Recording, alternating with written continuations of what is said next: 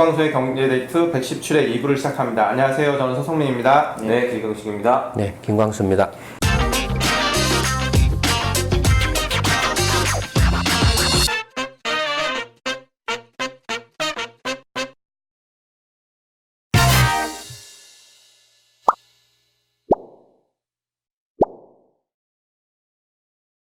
네, 1부에서는 이제 조국 씨에 대한 얘기를 했는데요. 2부에서는 어떤 이야기를 하실 건가요?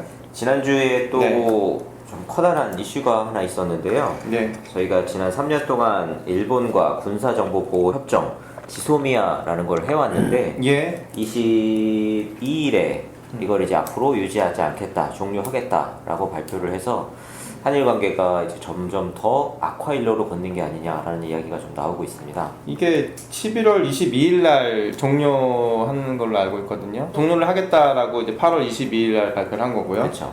지소미아라는 게 뭡니까? 군사정보보호협정이라고 해서 한국하고 일본 간에 군사 관련한, 특히 이제 북한과 관련한 정보겠죠. 북한과 관련한 정보를 서로 상호간에 이제 교류한다, 교환하고 서로 공유한다 라는 그런 협정으로 알고 있습니다. 한일 간의 그런 이제 군사 정보 교환 협정을 종료하게 된 그 경위에 대해서는 말이 없나요? 종료 결정을 내기 전까지도 이게 종료를 할지 안 할지에 대해서 뚜렷하지 않았다라고 해요. 오히려 그 언론 보도나 뉘앙스로는 네. 연장하는 그런 느낌을 받았었어요, 저는. 네. 그래서 계속 특히 연장하는. 이제 조금 국방부 장관이나 강경화 외교부 장관조차도 그 외부적으로는 유지될 것으로 보여진다. 특히 이제 그 고노다로 외무상을 21일 날 이제 중국에서 만나서 회담을 하고 나서 고노다로가 강경화 장관하고 이야기를 해보니까 유지될 걸로 보여진다. 라고 이제 언론하고 인터뷰를 했다라고 해요. 근데 22일에 이제 청와대 발표가 나고 나서 강경화 장관이 고노다로 외무상한테 파기를 하게 될 것 같다라고 그 사과 문자를 보냈다라고 하더라고요. 그러니까 강경화 장관조차도 그 전날까지도 이게 정말로 파기될지를 몰랐었던 거 아니냐. 그러니까 사실 거의 실무가 국방부하고 외교부인데 두 부서의 장관이 몰랐을 정도로 이게 뭔가 급박하게 이루어진 게 아니냐. 그러니까 NSC 회의를 하기 직전에 국방부 외교부 장관조차도 이 결과를 몰랐다고 하고 네. 그러면 NSC에서 결국에는 회의 결과에 따라서 파기 결정이 나왔는데 네. 이 지소미아 관련해서 이거를 파기를 결정할 주체가 있을 거 아니에요? 그게 누군지 저는 참 궁금하더라고요, 그게. 아니, 지금 그 NSC에 참가하는 사람이 누구가 참가하나요? 대통령, 그 다음에 안보실장, 청와대 안보실장이랑 이제 국방부 관련된 국방장관, 외교부 장관, 네, 외교부 장관 이런 사람들이 참가하죠. 그렇죠. 근데 국방장관이나 외교부 장관은 국가안보회의 그 열리기 직전까지도 몰랐다라는 거죠. 그래서 안보회의에서 종료하는 걸로 결정이 났다라는 거죠. 네. 그럼 안보회의에서 누군가가 한일 간의 그 지소미아를 종료하자라고 주장해서 밀어붙인 사람이 있었다라는 거네요. 그렇죠. 그럼 막판에 그걸 뒤집은 사람이 누구냐 이거예요. 문재인 씨인가요? 참석한 사람이 몇 사람이 있을 건데 그렇죠. 분명히 이제 국방장관이나 외교부 장관은 몰랐고 유지될 거라고 생각을 하고 있었을 거 아니에요. 유지할 거라고 생각하고 참석을 했을 거 아니에요. 네. 그러면은 결국에는 문재인 대통령하고 청와대 안보실장 두 사람 뿐이잖아요. 결론적으로 그러네요. 네. 그 후에 이제 그 지소미아 폐기 관련해서 폐기 종료를 선언하고 청와대가 이게 이제 발표를 했죠. 발표할 때 뭐라고 발표를 했나요? 미국과 협의를 하고 미국은 이해한다라는 네. 식으로 했다라는 거죠. 미국과 상의해서 미국의 이해를 얻었다. 결정을 하고 나서 청와대가 발표를 했는데 그런데 미국 측에서 즉각 반박이 나왔죠. 네. 반론 보도가 나왔죠. 어떤 반론? 국무부 쪽에서는 일단 한국 정부를 향해서 문재인 정부라고 지칭을 하면서 실망과 우려를 표현했고 특히 이제 그 이후로도 계속해서 이게 관련된 이슈들 나오는 걸 보게 되면 한국에 대해서 이 실망했다라는 표현이란 건 한국 정부가 일본 도움 없이 스스로 방어하기 어렵다는 점을 인식하지 못하는 것 같다라는 데에 대한 부분이 있고 또 다른 하나는 지소미아 종료 자체보다 한국이 안보 문제라는 거를 중요하게 다루지 않는 것 같다라는 부분 이 부분에서 이제 실망과 어떤 그런 우려를 표하고 있는 것이다라고 이야기를 하더라고요. 그러면 청와대가 지소미아 종료를 결정하고 국민들한테 미국하고 사전 협의를 거쳐서 미국도 양해를 했다라고 하고 발표한 것은 거짓말이었네요. 그렇죠. 현재 상황으로는 그렇게. 지금 상황은 좀 거짓말. 명백히 이제 거짓말이네요. 네.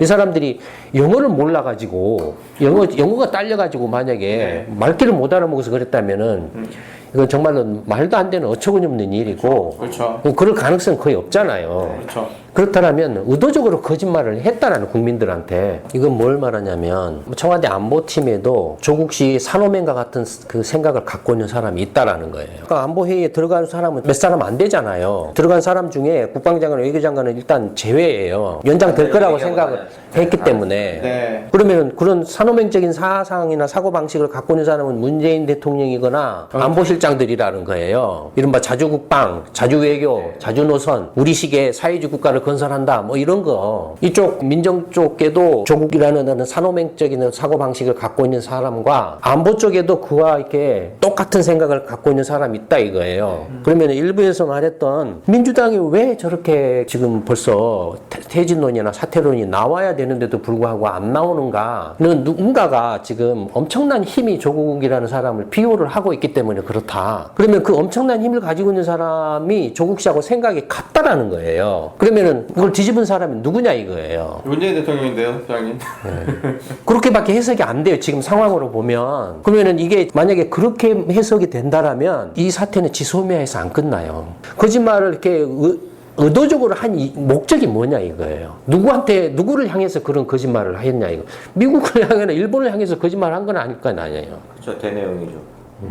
그럼 대내인데 대내 누구를 향해서 그런 거짓말을 했겠냐 이거예요. 누구를 향해서. 지지자들. 네, 그거죠. 우리식의 자주안보 국방. 네.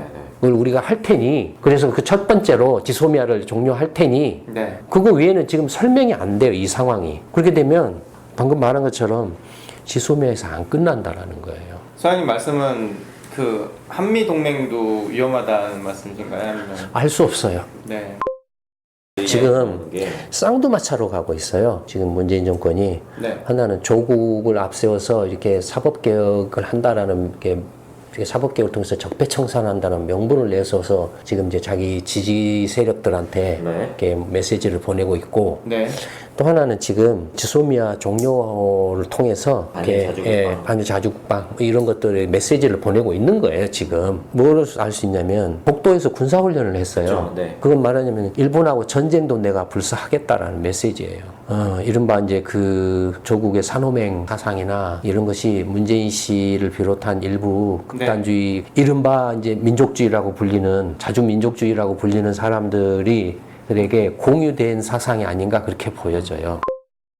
사실은 독도 문제만 해도 예전에는 실효적으로는 지배만 하고 그냥 일본이 시비 걸어도 무시하는 전략이었거든요. 외교 전략이었거든요. 그렇죠. 노무현 대통령 때까지. 예, 뭐 100년, 200년 실효적으로 지배를 해버리면 그건 자동으로 그냥 이렇게 없어져 버린다 이거예요. 그럼 이명박은 가서 이제 또 방문을 했잖아요. 그렇죠. 그걸 넘어서서 아예 그냥 독도에서 군사훈련을 해버렸어요. 지금 그러면 일본에서 받아들이는 충격이 굉장히 크겠네요. 굉장히 크죠. 근데 이게 그 미국 쪽 언론에서 보면 사실 지소미아하고 그때 같이 패키지로 냈던 게 위안부 합의도 사실 그때 일본하고 같이 협상이 됐거든요. 근데 지금 문재인 정부가 시작하면서 위안부 협상도 뒤집었고 지금 또 지소미아도 뒤집은 거잖아요. 그러면 사실 이게 일본에 대해서 대립각을 세우려고 한 건데 미국하고 대립각을 세우는 것처럼 지금 모양이 되고 있어서 아니 미국 입장에서는 어쨌든 간에 한국이든 일본이든 이렇게 이쪽 동북아 지역에서 이렇게 중국을 견제하고 봉쇄하는 데 있어서는 굉장히 중요한 전략적 동맹국들이라고 봐야 되죠.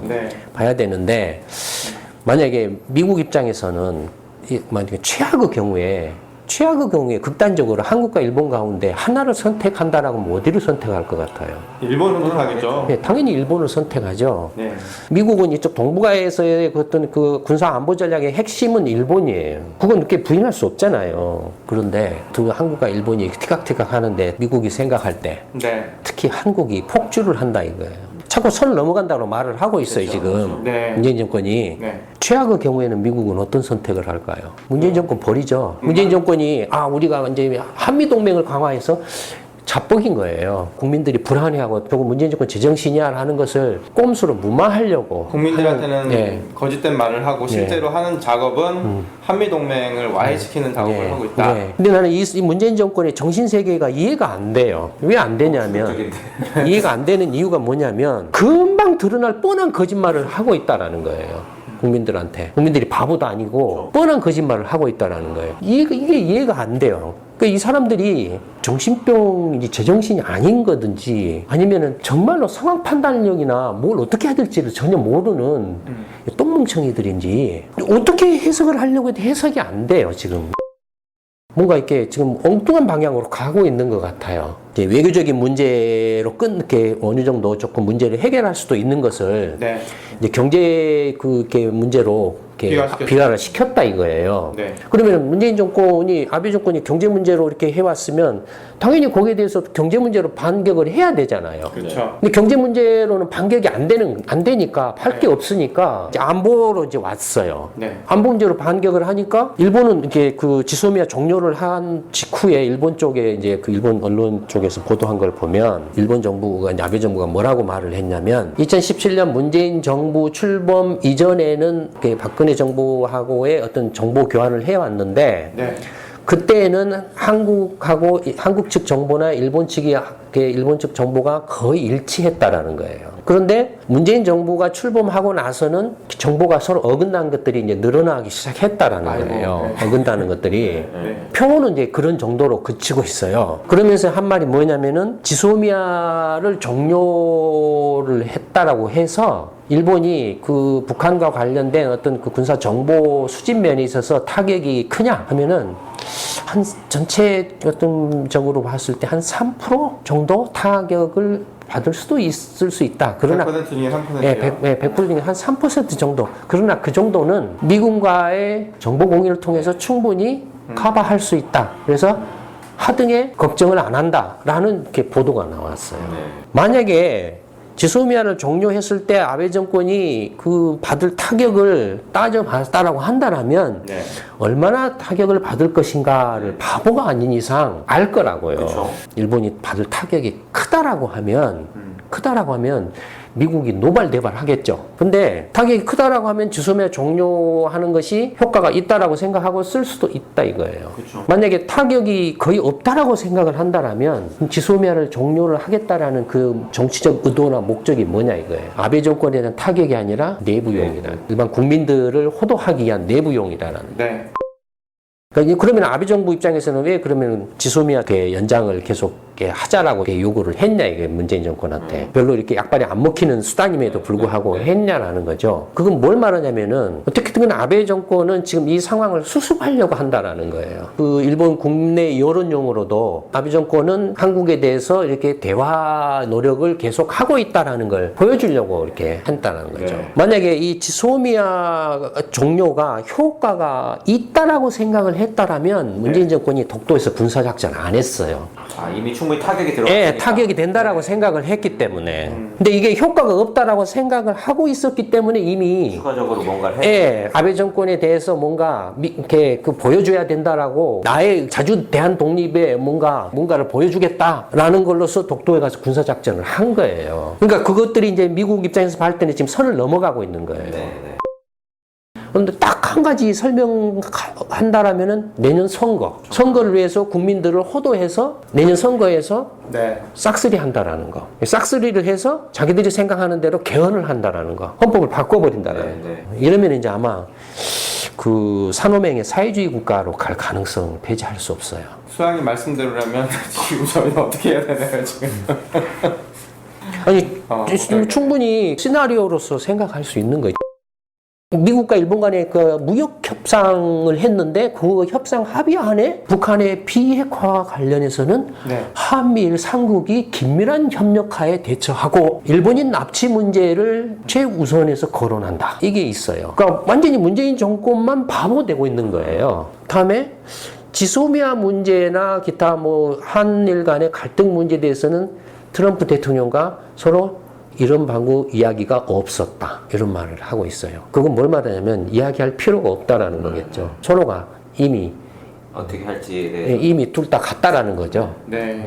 그러니까 그런 이야기에 대해서는 공개적으로 이야기를 안 했다라는 거예요. 이미 일본 입장이나 미국 입장이 같다라는 거기 때문에. 그러면 결국에는 이제 문재인 정권만 지금 왕따를 당하고 있는 그런 거라는 거죠. 만약에 이제 미국이 문재인 정권에 대해서 계속 경고를 하다가 더 이상 이렇게 그 참을 수 없는 상황에 이르게 되면 이제 문재인 정권에 대한 경제 제재 조치를 가하겠죠. 문재인 정권은 혼자서 우리는 미국과의 동맹을 강력히 한다라고 하는데 그건 결국에 뭐냐면 전에도 제가 이야기했잖아요. 미국 트럼프 정권한테 가서 삥 뜯기는 더 자진해서 상납하는 것 외에는 방법이 없다라는 거예요. 지소미아 파기와 관련돼서 또 향후 어떻게 사건이 전개될 것인지에 대해서 이제 얘기를 들어보았는데요. 설마 이런 일이 벌어질까 그런 걱정도 있었는데 지금 그런 시나리오까지 이제 설득력 있게 말씀해 주시니까 좀 굉장히 좀 기분이 좀 오싹한 그런 에피소드였던 것 같아요. 예, 이것으로 김광수의 경제데이트 117회 2부를 마치도록 하겠습니다. 예, 다음 에피소드에서 뵙겠습니다. 감사합니다. 감사합니다.